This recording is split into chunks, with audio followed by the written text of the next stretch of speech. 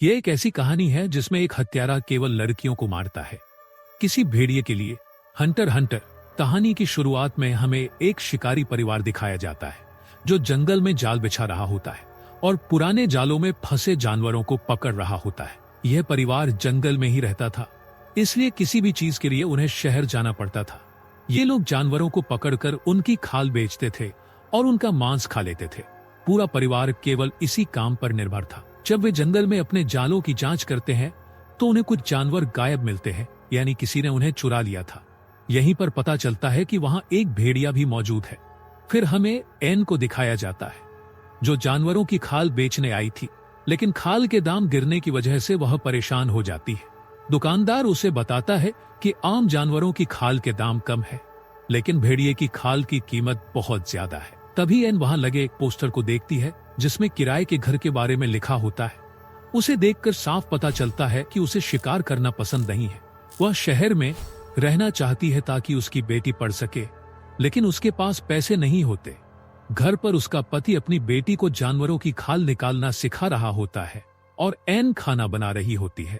खाने की मेज पर सभी उदास होते हैं क्योंकि खाने में भी कुछ खास नहीं था। तभी उसकी बेटी कहती है कि हमारा शिकार भेड़िया ले गया। यह सुनकर एन और भी गुस्से में आ जाती है और अपने पति को डांटने लगती है। वह अपनी बेटी को कमरे में भेज देती है। फिर दोनों के बीच बहस और बढ़ जाती है। इसके बाद एन अपने पति को वह पोस्टर दिखाती है और कहती है कि वह कहीं नौकरी कर लेगी और वे किराए पर घर ले लेंगे, लेकिन उसका पति साफ इनकार कर देता है। एन जोर देकर कहती है कि हमें अपनी बेटी को पढ़ाना चाहिए ताकि उसकी जिंदगी बेहतर हो सके, लेकिन उसका पति उसकी कोई बात नहीं मानता क्योंकि उसे शिकार के अलावा कुछ नहीं आता। अगली सुबह उसका पति और बेटी शिकार पर जाते हैं। जब एन को पता चलता है कि उसकी बेटी भी उनके साथ गई है तो वह रेडियो पर अपने पति से बात करती है। उसका पति कहता है कि अगर उसे कोई खतरा महसूस हुआ तो वह बेटी को वापस भेज देगा। फिर वे आगे बढ़ते हैं जहां उसे भेड़िए के पैरों के निशान मिलते हैं, जिस वजह से वह अपनी बेटी को वापस भेज देता है। उसके पिता ने कहा था कि डरना मत, लेकिन जंगल से अजीब अजीब आवाजें आती हैं जिन्हें सुनकर वह डर जाती है, इसलिए वह डर के मारे एक जगह बैठ जाती है।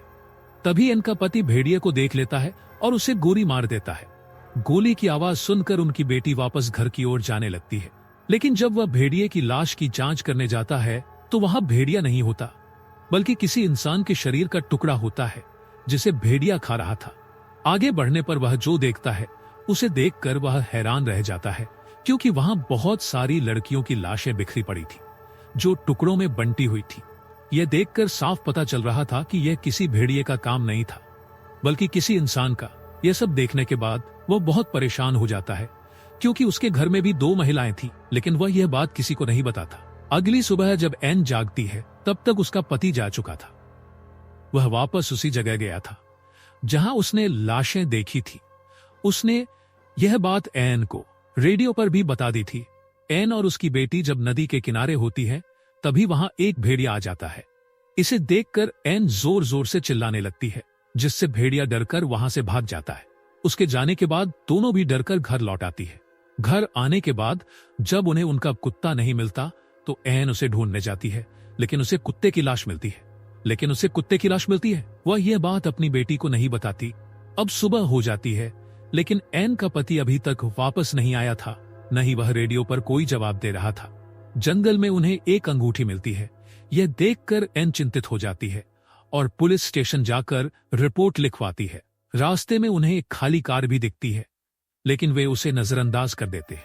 घर आकर वह अपने कुत्ते को दफना देती है और एक हिरन लेकर आती है। अब जब उसका पति घर नहीं आया था तो वह अपनी बेटी को खुद खाल निकालना सिखाने लगती है।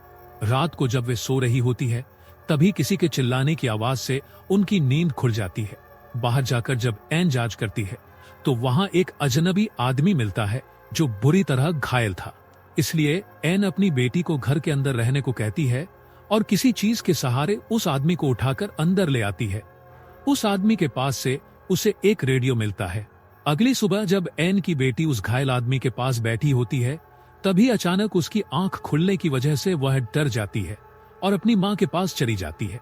एन उस आदमी की देखभाल करती है और उसके घावों पर पट्टी लगाती है, लेकिन उसकी बेटी कहती है कि पापा ने किसी अजनबी आदमी पर भरोसा करने से मना किया था। इस पर एन जवाब देती है, इसकी हालत देखकर तुम्हारे पापा भी यही करते। जब उस आदमी को होश आता है तो वह बताता है कि उसका नाम लू है और वह जंगल में तस्वीरें खींचने आया था। उसकी गाड़ी भी खराब हो गई थी, इसलिए वह पैदल ही यहां तक आ गया, लेकिन जंगल में किसी ने उस पर हमला कर दिया। शायद वह भेड़िया था। उसकी हालत बिगड़ने लगती है, इसलिए वे उसे अस्पताल ले जाने लगते हैं, लेकिन रास्ते में लू दर्द से तड़पने लगता है, इसलिए वे उसे वापस घर ले आते हैं। इधर पुलिस भी जांच कर रही थी, क्योंकि कुछ समय से कई लड़कियां गायब हो रही थी। वे उस खाली कार की भी तलाशी लेते हैं। जंगल में एक पुलिसकर्मी को पैरों पर कुछ निशान मिलते हैं। वह उनका पीछा करता है, लेकिन तभी उसका पैर एक जाल में फंस जाता है और छुड़ाने की कोशिश में उसका हाथ भी फंस जाता है। काफी देर तक उससे संपर्क न होने पर एक और पुलिस अधिकारी उसे ढूंढने के लिए निकलती है। अब एक और रात बीत जाती है, इसलिए अब एन खुद ही अपने पति को ढूंढने निकल पड़ती है। ढूंढते ढूंढते एन को अपने पति की लाश मिल जाती है। यह देखकर वह पूरी तरह टूट जाती है। इसी दौरान उसे यह भी पता चलता है कि उसके पति का हत्यारा वही अजनबी आदमी लू है जिसकी वह सेवा कर रही थी। यह जानने के बाद वह तुरंत घर लौटती है, क्योंकि उसकी बेटी घर पर लू के साथ अकेली थी। उधर जब पुलिस अधिकारी उस जगह पहुंचती है तो जोर से अपने साथी को आवाज लगाती है। आवाज सुनकर उसका साथी हवा में गोलियां चला देता है, लेकिन जब वह उसके पास पहुंचती है तो उसकी हालत देखकर डर जाती है। एन जब घर में आती है तो देखती है कि उसकी बेटी आराम से सो रही है, लेकिन लू कहीं नजर नहीं आ रहा था। दरअसल लू दरवाजे के पीछे छिपा हुआ था। अचानक वह एन पर हमला कर देता है। संघर्ष के दौरान एक गोली चलती है, जिसकी आवाज सुनकर एन की बेटी भी जाग जाती है, लेकिन जब तक वह वहां पहुंचती लू ने एन को बेहोश कर दिया था। इधर जब तक पुलिस अधिकारी को बचाने के लिए लोग पहुंचते, तब तक उसकी भी मौत हो चुकी होती है। अब पुलिसकर्मी लू के निशानों का पीछा करने लगते हैं। जब एन को थोड़ा होश आता है तब लू उससे गाड़ी की चाबी मांगता है, लेकिन जब एन अपनी बेटी के बारे में पूछती है तो वह कुछ नहीं कहता, बल्कि वह उल्टा कहता है, अगर तुम्हारा पति अपने काम से मतलब रखता तो मुझे उसे मारने की जरूरत नहीं पड़ती। इसके बाद लू अपना सारा सामान जला देता है और वापस एन के पास आता है, लेकिन इस बार एन मौका देखकर उसे एक जाल में फंसा लेती है और उसे मारकर बेहोश कर देती है। फिर जब एन दूसरे कमरे में जाती है तो फूट फूट कर रोने लगती है, क्योंकि लू ने उसकी बेटी को भी मार दिया था। अब वह गुस्से में अपने पति और बेटी के हत्यारे से बदला लेने की ठान लेती है। एन लू को रस्सी से लटकाकर बांध देती है और फिर अपने हेडफोन लगाकर गाने सुनने लगती है। इसके बाद वह जिंदा लू की खाल निकालने लगती है।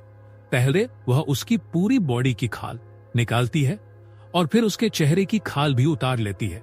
इसी बीच पुलिस भी वहां पहुंच जाती है, लेकिन तब तक एन अपना काम पूरा कर चुकी होती है। एन लू के चेहरे की खाल लेकर बाहर आती है। यह देख सभी पुलिस वाले हैरान रह जाते हैं। फिर वह उस खाल को पुलिस के सामने फेंक देती है। जब पुलिस अंदर जाकर चेक करती है तो देखती है कि लू अभी भी जिंदा है, लेकिन बस किसी भी पल मर सकता है।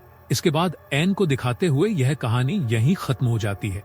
तो दोस्तों, कैसी लगी ये वीडियो कमेंट में जरूर बताएं। अगर वीडियो अच्छा लगा हो तो लाइक करें और चैनल को सब्सक्राइब करें। हम मिलते हैं आपसे अगली वीडियो में। धन्यवाद।